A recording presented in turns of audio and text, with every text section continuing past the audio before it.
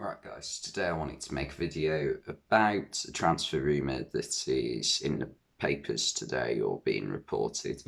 And that is, strangely enough, Erling Haaland obviously only just recently signed for Manchester City, being linked with Real Madrid. So I'll just get into it and read out the report. After missing out on main target Kylian Mbappe, Real Madrid are already planning on triggering the reported €150 million, so £128 million, release clause in the contract of Manchester City's newly acquired Norway attacker Erling Haaland in 2024. Now that's the key thing. I think that's when the release clause actually, becomes available to other clubs. So it won't be for another 2 years. But I find this really confusing. By the way, this is AS that have reported this. So I don't know how reliable it is. But you'd hope to think that journalists aren't just making stuff up. But yeah, so I've made a few notes about it. So Mbappe has obviously just signed a new 3-year deal for PSG.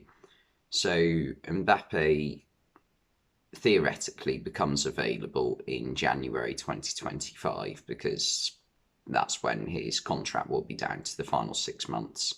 And Real Madrid can, if they want to, try to sign him on a contract expiry deal. So he wouldn't actually play for the club until 2025-26 season, but they can sign him 6 months earlier. Whereas Erling Haaland only becomes available in 2024, and that is for the staggering price of 128 million. So you only have to wait 6 months to, instead of get Haaland for 128 million, who they've made clear wasn't their first choice, because if Erling Haaland was Real Madrid's first choice, they'd have gone all out to sign him in the summer for the cheap price that Man City got him for, of about, about 60 million, which we know for Haaland is a fairly cheap price because Liverpool have just signed Darwin Núñez from Benfica. Now, I don't know a lot about Núñez. He seems a good player. I've seen him a few times. But I think 80 million now or 75 million, I think it was, is about the going rate for a world-class striker these days. You have to pay big money. So Man City getting Haaland for 60 million, obviously it's because Dortmund didn't realise how good Haaland was going to be when they put that release clause in his contract. Man City signing him for 60 million is a bargain, or on paper, or it looks like it's going to be a bargain anyway. You can't say it's like going to go well, but you'd think it would. So Real Madrid could have got Haaland for 60 million this summer. Why not go for him? I know they wanted Mbappe, but Mbappe's just going to be available on free contract. So if they were to sign him this summer, that is. So just why not? That like confuses me in itself. So they've clearly changed their mind. And also, how on earth do you plan 2 years ahead? Because I know Real Madrid right now have signed quite a few young players over the past few seasons that are for the future. In defence, they've signed Eder Militao, and in midfield, they've got Aurelien Tchouameni, who they've just signed. They've also got Eduardo Camavinga, Fede Valverde, and up front they've got quite a few young players: Rodrigo, Vinicius Junior, and there is more. Asensio still quite young, so they're clearly trying to plan for the future, which is always a good idea. But I don't see how you can plan 2 years ahead, especially when you know that in 2 years' time that the squad is going to change a fair bit, because there are players that are knocking on now, like Modric, Kroos, Benzema, who else? Carvajal and Alaba aren't getting any younger, nor Casemiro, so I don't think they'll be out in 2 years, but they'll be at a different stage in their career, almost certainly. And also, we've seen in the past that when a club like targets a player for so long and eventually get them, but like 18 months, 2 years after they wanted the player, it very rarely actually goes to plan the transfer, especially when it's a high profile one. So I've just put a few examples down. So obviously Barcelona signed Antoine Griezmann in 2019, but I can remember them wanting to sign him at least 2 years prior to that. And obviously we all know how that transfer's gone. He's currently just spent the season back on loan at Atletico Madrid. That's how bad it's been. Felipe Coutinho, Barcelona wanted him at least 18 months before they signed him in January 2018. I can remember reports in 2016 of them wanting to sign him. They signed him for a price that was far too high, and that hasn't worked out. Don't get me wrong, he wasn't horrendous for Barcelona, but he definitely wasn't worth 142 million.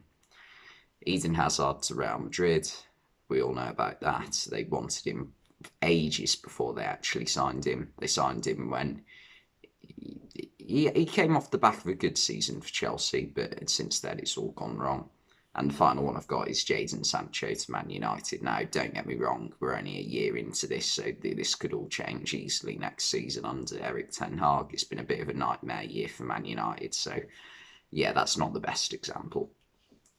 But yeah, I just don't get it, because a lot of things can change in 2 years, so just to plan ahead that far seems a bit ridiculous to me. And it's also like, why do they specifically have to go for Mbappe or Haaland? Surely there's other players out there who aren't going to demand the ridiculously high wages that are causing all these problems for Spanish clubs like Barcelona, Real Madrid, and also, like, there are other clubs that are having this problem, Juventus notably. And part of the problem is just the ridiculous amounts of wages. Obviously, there have been some horrific transfers like Felix to Atletico, Coutinho, Griezmann, Dembele to Barca, Hazard to Real Madrid, that just haven't gone to plan at all. But yeah, the wages play a massive part, and you know full well that Haaland and Mbappe, between them in wages, are probably, with bonuses, going to be on about £100 million a year combined if you were to sign the two of them, which, I mean, is ridiculous. So yeah, that just confuses me. There are so many other players out there that you could go for. Obviously, Man City can afford to buy Haaland. I'm not having a swipe at them. Like, they've got money to spend. And also the price for Haaland was cheap, whereas the price for Haaland for Real Madrid is going to be well over 100 million. We're talking like the fourth most expensive player of all time if they were to sign him in 2 years' time. So yeah, I really struggled to get my head around this one. It makes very little sense to me. And I also think, why on earth are they assuming Haaland's going to want to move this on? He hasn't even kicked a ball for Manchester City yet. Like, you'd think he'd want to achieve something at the club where, I'm not going to claim that Haaland was a massive supporter of Manchester City when he was a kid. He might have been, I don't know. But surely the fact that his dad played for the club, you'd think, okay, there's something in that he's going to want to do well for this club, because, you know, you would if your dad had played for the club. So yeah, this transfer I find very confusing. I'd give it a 3 out of 10, to be honest, and I think that's being kind. Maybe a few months ago it'd have been a different story, because he wouldn't have just signed for Manchester City. Real Madrid would be getting him for the same price City got him, 60 million.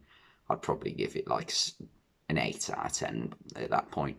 But yeah, it's only getting a 3 out of 10 from me today. Thanks for watching, and I'll see you next time.